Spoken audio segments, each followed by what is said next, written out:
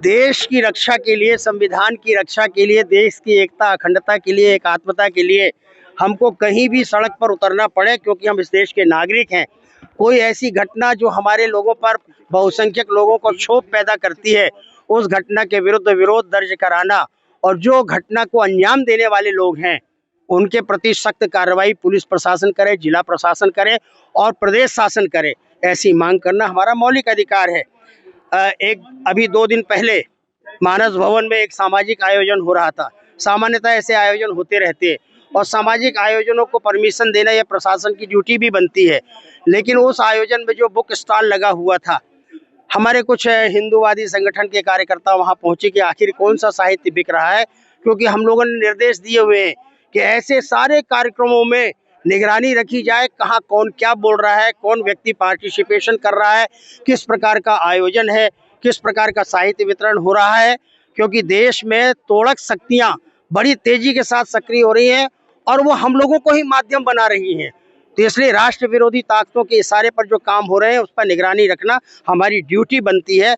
और इसलिए कुछ कार्यकर्ता वहां गए, उन्होंने किताब खरीदी, किताब के 2-3 पृष्ठ पलटे तो कहीं सीता माता का अपमान, राम जी का अपमान, हनुमान जी का अपमान, पूरी रामायण का।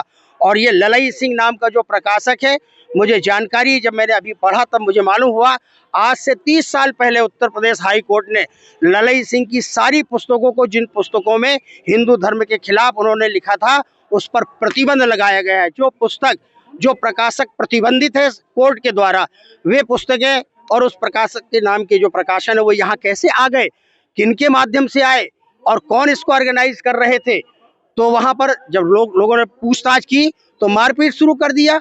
और हमारे क्षेत्र का एक विधायक, जिम्मेदार विधायक, वो उनके कार्यक्रम को पार्टिसिपेशन कर रहा है और वो कह रहा है कि ये जो संविधान विरोधी लोग हैं और संविधान के किताबें फेंकी, इसको प्रश्न फाड़ दिया, ये इस नियत से आए थे। ऐसा कुछ भी नहीं है।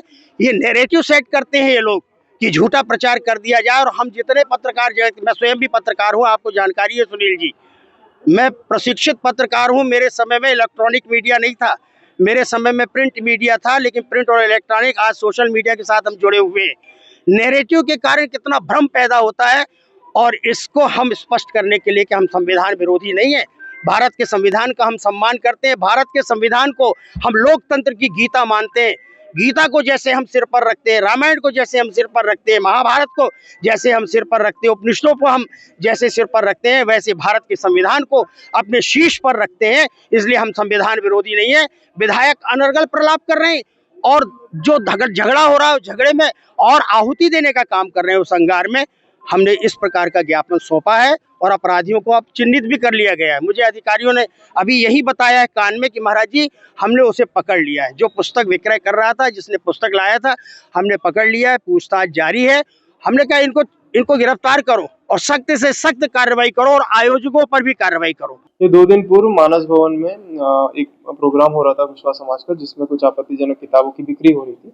इस पर से कुछ हिंदू संगठन के लोग वहां गए थे, जिन्होंने किताब खरीदी थी। वहीं जाकर वहां पर कुछ वाद विवाद हुआ था, जिस पर से इनके साथ मारपीट की गई थी, जिसमें FIR दर्ज की गई थी।